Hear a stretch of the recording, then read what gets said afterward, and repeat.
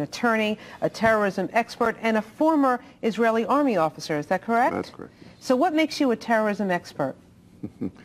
Well, I had some background in the field, and I've done a lot of speaking and consulting on the topic to various companies, corporations, and private clients. After this attack today, a lot of people have been saying that we need to police ourselves more like Israel. You worked in Israel as an army officer. Tell me, how can we actually do that in this city, what they do in Israel? Well, what they do in Israel can't be duplicated here, because the first consideration in any of these security procedures is the awareness of the problem and the acceptability of the measures that the public could take upon itself.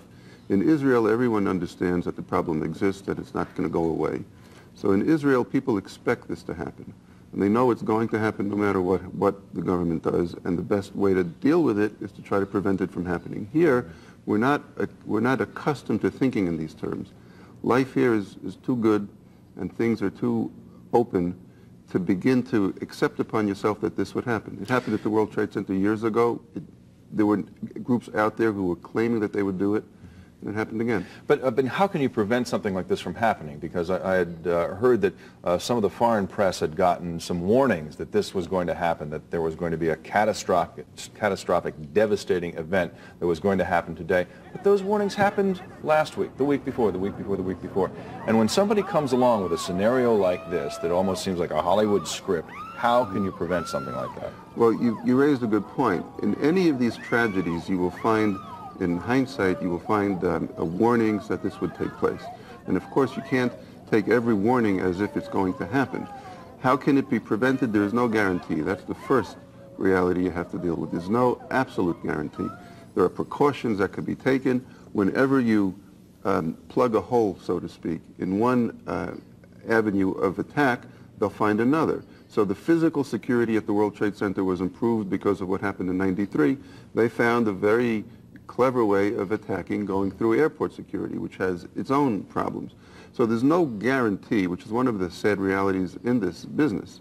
That's why Israel has gone through enough, both historically, decades ago, and in recent years, that there people understand that if they don't take proper measures, it's going to keep happening. Well, what can we do in this city to take proper measures, starting tomorrow? Starting tomorrow, there shouldn't be any concern that the authorities aren't aware of what needs to be done. The authorities have contingency plans, they have exercises, they know what they're going to be doing in the coming days. There'll be more security on the streets, there'll be more security in airports, there'll be security in schools. There will be a lot of things happening that the public won't see in terms of security precautions, but this will be taken care of by the authorities. You know, everybody, they said the city that we have to go on, but we're hearing about so many cancellations. Nighttime Emmys this weekend canceled, the Latin Grammys tonight canceled, Broadway shows canceled, baseball canceled. I mean, is this a way to live? It's not a way to live, clearly, and that's exactly what the terrorists want to accomplish. Now, what's canceled are public gatherings, because that will be a target. So that's what will be canceled in the short term. How long that type of those types of cancellations will continue, we don't know. Let me ask you another question. We don't want to speculate here, but with your expertise as a terrorism expert, can you tell whether this attack had the earmarks of anyone specifically? I mean, you're smiling, and I'm admittedly asking a sort of naive question to give you some latitude to answer it. What do you think? Look, there's no evidence out there as of yet that the public is aware of. I don't know what the government agencies have, but there's no evidence out there. But what you look at from the public perspective, you can look at motive, capability, disclosed intentions, history. And if you put that together, you can come up with a list of suspects. Now, bin Laden has been mentioned many times, and there was a Taliban official who was interviewed this morning who, when asked, do you deny involvement? His response was, we weren't accused of being involved. So that wasn't a denial. But there's no evidence. You can look at those four characteristics and come up with who seems to be the likely. Don't go anywhere, Richard. Right now we have on the phone with us Bill Bratton, the former New York City Police Commissioner, who also wants to be New York City's Police Commissioner in the future. Mr. Bratton, what are your thoughts on a day like today? Well, I think, as Mayor Giuliani has so eloquently expressed throughout the day, the first thoughts are to the those who have been lost and their family and friends. Secondly, moving back more into the professional mode, it's the idea of quickly attempting to deal with trying to recover anybody who might still be alive down there, which is impeded significantly because of the conditions down there. Thirdly, it's the idea of getting the city back into some type of normal capacity in terms of commuting hours, tomorrow in particular. And fourthly, it's the idea of, on the local level, working certainly with the national government on determining who was at fault on this and dealing with that circumstance in terms of identifying and getting those that brought about this action today. If you were the police commissioner today, what would you do to make sure that people felt safe going about their normal business later today, tomorrow, the next day? Well, I think that we're seeing that, I think, in both the person of the police commissioner, Bernard Carrick, and Mayor Giuliani, that despite my differences with the mayor in the past, in terms of these types of situations, he has unfortunately got a lot of experience with it as a result of some of the circumstances we've had in the city. But like his predecessor, David Dinkins, and Ray Kelly, when they had this in '93, he's done an admirable job today reassuring New Yorkers that they're doing the best they can. And in that regard, New York is fortunate because of its special position in the world, the capital of the world. It is probably better prepared than any city in America to deal with the after effect of this type of tragedy, that there's such a depth of emergency services, almost 100 hospitals in the city, and such a large police and fire department, both of which have been in emergency services, the ambulance services, have been significantly negatively impacted as a result of this tragedy. How would you mobilize the men and women on the police force? Well, that's what's actually clearly worked very well today, that the mobilization efforts, that the 10 alarms for the fire department went out very quickly after the initial attack this morning. The police department and fire department very quickly ratcheted up to the idea of calling in all available officers. So you're talking having the potential of having approximately 30,000 officers available within literally 24 hours. They'll go quickly into 12-hour shifts. And the city has done numerous exercises over time in these types of catastrophes. Certainly nobody could ever anticipate what happened here today, but all the preparation and planning that's gone in through the years certainly paid off today. And it's, despite having its own command center, its bunker disabled, that they quickly moved to other locations. City government was moved out of the area down there and quickly kept functioning, got on the air, reassured people. And New Yorkers, let's face it, they are the most resilient people in the world. No panic in the streets here today. People literally all concerned, emotional, but the city remained calm. There was no significant panic, and that's what New Yorkers are known for. The city did a masterful job today, both in terms of government as well as the people who live here. And New Yorkers were helping New Yorkers too, as we saw from some of the video. Just as I moved around the city today, and and that's sending a message to the bastards that committed this action that, hey, you're not going to win in the long run. That this country is going to win. This city is going to win. We'll come back, and we can take anything you give out, and in kind, that there'll be retribution, there'll be justice. In our country, it's justice, it's not vengeance. It's justice, much the same as they got the characters that did the first one. They'll get these people, and but now's not the time for that. Now's the time for really dealing with the moment in terms of those that have been killed and injured, their families, getting the city back moving. And ironically, the city has been moving by and large. People have been exercising use of their feet, and New York, there's no place like it. No place like it. You say that you couldn't anticipate something like this today. Why That's couldn't right. you anticipate something like this? Who could have ever anticipated 4 planes being hijacked and crashing into the World Trade Center? Let's get real. There's no ability under the sun to anticipate every contingency. You plan for a worst-case scenario, hope it never happens. Were there exercises in terms of if there'd been, for example, the initial bombing of the World Trade Center? Fortunately, as a result of that, we learned, we improved our experiences. The subway bombing in front of City Hall day before Christmas, back when I was police commissioner, we learned from that in terms of improving our hazardous materials types of capability. certainly this mayor can be credited with significantly improving the emergency services. I work very closely with Jerry Hauer here at Kroll, who was responsible as the first director of the office, Mayor's Office of Emergency Management. You plan as best you can, but nobody, even the most horrific movies that we've seen in recent years, which are based in New York, these catastrophe-type movies, could have anticipated or predicted what occurred today. You hate to blame anybody, but who do you think dropped the ball on this one, Mr. Bratton? Well, I think in terms of if these things run a certain course, and the course will be, one, attempting to identify who did it. Nobody, to the best of my knowledge at this point in time, has claimed credit, which is unusual in some instances. But secondly, that since there was no warning of this, I think the United States intelligence agencies are going to come under severe scrutiny as to what happened. That no inkling whatsoever. The fact that there were 4 U.S. airliners hijacked, apparently, and that they were in the hands of terrorists for some period of time without warning bells going off. Those are all things that will come out of the result of investigations. Certainly we've got the previous experience of the World Trade Center to get some sense of what we're about to go through. And from it we will learn, we will be stronger, we'll be better prepared. Well, Mr. Bratton, we don't want to speculate here, but who do you think did it? Who is responsible? Is somebody eventually going to come forward and say yes? There are very few entities in the world capable of pulling something like this off. The idea of simultaneously getting people onto 4 different planes, hijacking those planes, and then 3 of the 4 hitting their targets. The 4th, as best I know that they haven't determined where that might have been going. There was some speculation earlier in the day, maybe Camp David.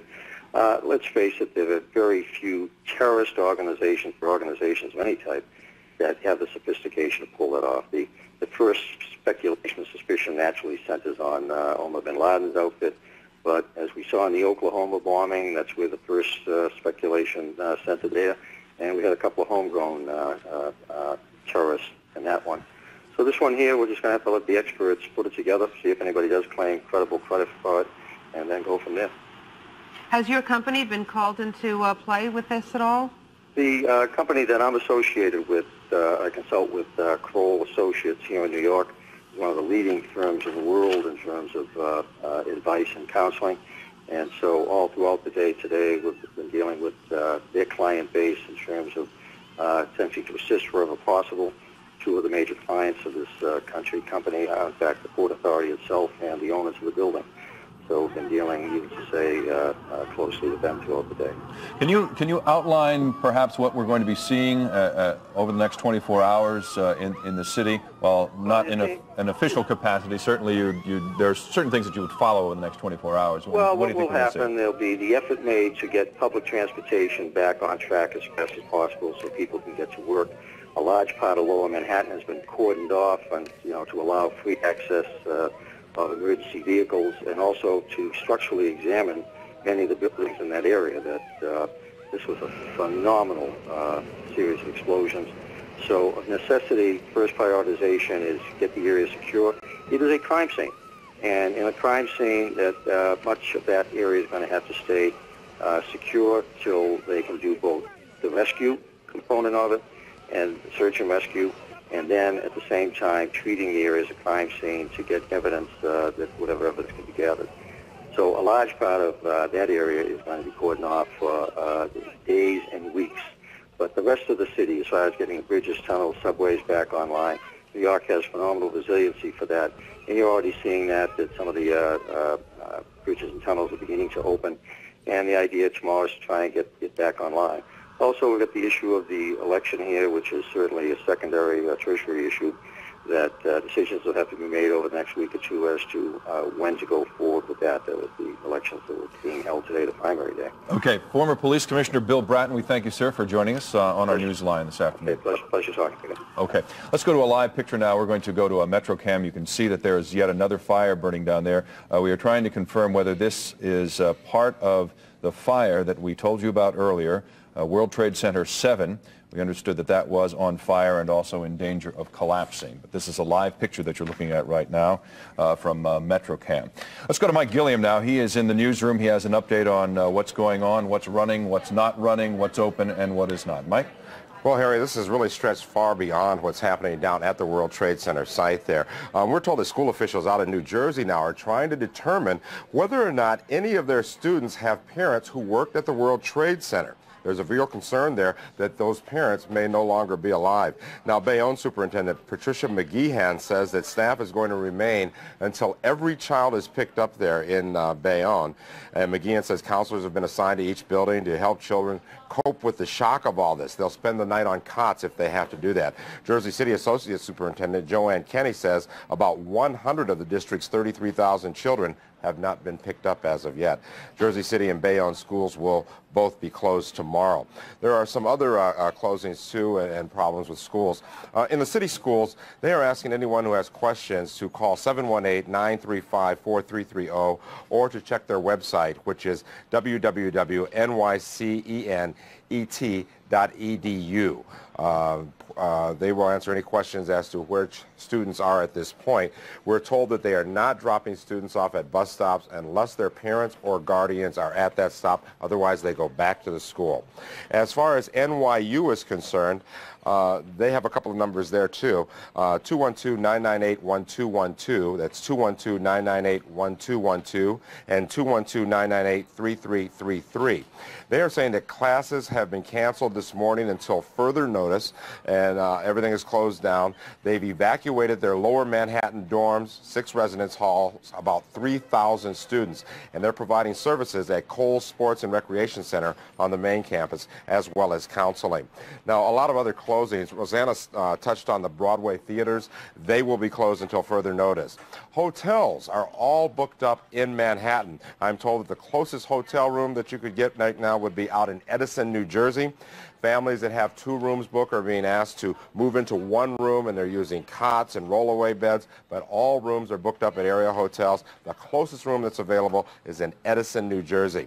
Stores and malls have closed. Queen Center Mall is closed. Manhattan Mall, Garden State Mall, Paramus Park Mall, Roosevelt Field, Macy's, all closed today in the wake of this terrorist attack. We're continuing to man the phones, and we'll bring you more information as soon as it becomes available to us. Back to you, Harry. Okay, Mike, thank you very much. Also in the studio with us is Richard Horowitz. He is a terrorist expert. Can you talk briefly about what we're talking about with the symbolism here? I mean, obviously there was a direct intent here by these terrorists to hit certain targets. The Pentagon, the World Trade Center. I'm not quite clear on where they might have been going with Pittsburgh, that situation. But, I mean, obviously disruption is one of their hallmarks here. Well, the Pentagon, of course, represents the single most significant structure in the defense establishment. The World Trade Center could represent to them the single most significant structure in the civilian or the economic aspect.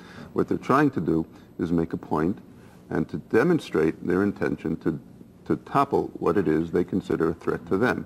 If in fact it is this terrorist threat that everybody is surmising about at present.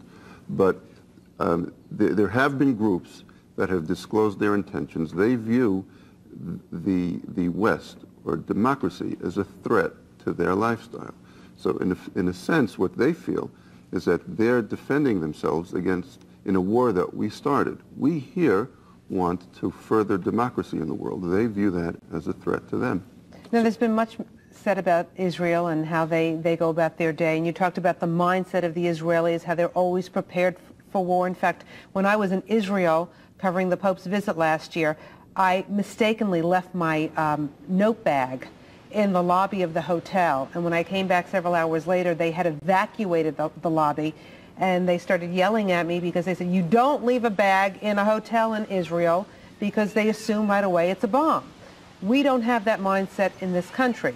But also you walk around Israel and you see all these young soldiers with the big machine guns. I mean, do you think that New York or the United States has come to a point where we need people patrolling the streets of New York with machine guns? Well, that's not going to happen here, and that's not what the lesson of today is. In Israel, litter is a security problem. A piece of litter is enough to call the bomb squad, whether it's a handbag or an empty paper bag. The bomb squad will be called, and it happens on a daily basis. I'm not sure if the solution to what happened today is armed soldiers in the streets with machine guns, because that's not where the security leak was. Evidently, the security leak was somewhere in the airline system, in airline security. I don't know. Several airline systems, obviously. Yeah, I don't know if it was at the airport or on the plane or behind the scenes. That we don't know yet, but that was where the leak was. Just hold that thought for just a moment. We're getting word now that CNN is reporting that Building 7 has collapsed. Let's take a look at our MetroCam right now. We showed you this picture earlier this afternoon. You can see that in the background there is a significant increase in the smoke, and once again, we've been seeing these similar pictures all day long, and you can almost judge from the color of the smoke what kind of catastrophe. Obviously not a fire, but you see that very white kind of smoke and soot, the same kind of soot that we saw earlier today when the World Trade Centers collapsed. So this is Building 7 possibly has collapsed. It was on fire earlier this afternoon. We had received reports that Building 7 was in danger of collapsing, and now we're receiving reports that Building 7 has in fact collapsed after it was on fire earlier this afternoon. We don't know if Building 7 is near any other buildings that might might be in danger. Right. The orientation of Building 7 is certainly close to that entire complex, and if that was the intent of these terrorists to wipe out an entire World Trade Center complex, they seem to be doing it building by building, and had some very sharp calculations in terms of what damage they would cause by hitting these two buildings. Well, that was the intent in '93. Their intent was to hit one building, hopefully it would topple and knock over the other one. So that was their intent. And if it is terrorism, which it appears to be, that's probably their intent was today. Okay, we got some more details about Building 7 right now. Barbara Nevins-Taylor is on our news line right now. Barbara, you witnessed what happened. Did Building 7 in fact collapse? Yeah, Building 7 collapsed, but I think that there is another building that has just collapsed. It is a green glass building at, I believe it is at Barclay Street, where I was standing this morning at about 9:20.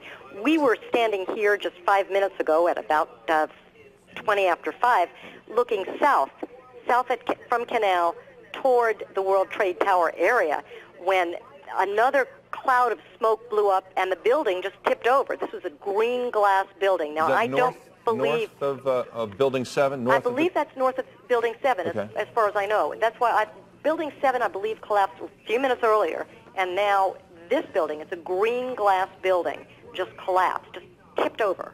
They're falling like a domino. Falling like a domino to the south? It fell to the east.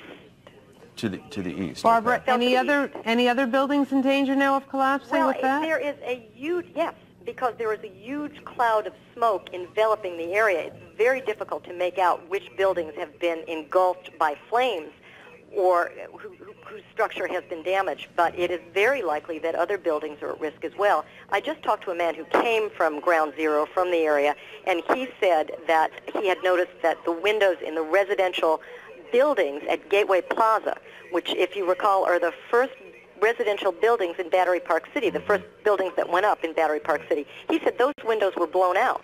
Wow. So we really now not only have to worry about the people who were in the trade towers, but the people who live in the area. I was Rosanna, wondering, this is what you were talking about before with the domino effect. The domino effect, and I was wondering about those residential buildings over there because they're very close to the World Trade Center, and whether they had to evacuate. We haven't heard anything about that, whether they evacuated those residential buildings, and they're pretty big over there. They're huge. Rosanna, all day long I've been talking to people who were evacuated very early from the World Financial Towers, which are the buildings on the west side of West Street, across from the World Trade Towers. They were evacuated immediately. Almost after the first plane hit, they came out in the street, and many of our eyewitnesses saw the second plane crash, and they have been in the area all day, north of the area. Now, Barbara, how many blocks away are you from where all these buildings are collapsing? I'm about 15 blocks away. 15 blocks away. I mean, that's but understand still relatively close. This morning I was at the base of the building that just collapsed. This morning at about 9:20, my husband and I were standing with a group of police officers at the base of the building that just collapsed, when one of the police officers said, "The building is falling," and he was talking about the North World Trade Tower building. It wasn't falling at that point, but it looked like there was a third explosion in the building, and part of the middle floor came flying out towards us, and everybody ran north, and that was the second wave of people to run north. And about 20 minutes after that, the buildings collapsed. Okay, Barbara Nevins-Taylor, thank you very much for that report. All right, now we're going to go to Mike Sheehan, who's downtown. Mike. Hello, how you doing there at Channel 5? Take a look behind me. You can't, I'm standing directly across from City Hall. You cannot see anything south of me. What we understand is that about literally 5 minutes ago, hundreds of people, including all the rescue workers, ran past our truck saying that there was another explosion. What that other explosion we understand now is yet another collapse of a piece of the building. As you can see, all this stuff, this is what was flying earlier. When I did the phoner with you guys, I was trying to explain, excuse me, this thick white cloud is what originally came down the streets when the first part of the World Trade Center collapsed, and then it turned very dark, like a brownish orange, just almost like a flame-like, and then it got black, but you couldn't see your hand in front of you. And we literally got down the street in all three different directions on our hands and knees until we finally got to some safety. As you can see behind me, there's a lot of the triage is being brought in here to the Pace College right on our side. Now, earlier, I spoke with some of the hero cameramen, and I really mean that. These guys were tremendous. They stayed there and got the footage. I'm talking about Keith Lane and Dave Corporon and Jack Dagliarcio. Let's go to that tape. I spoke to those guys.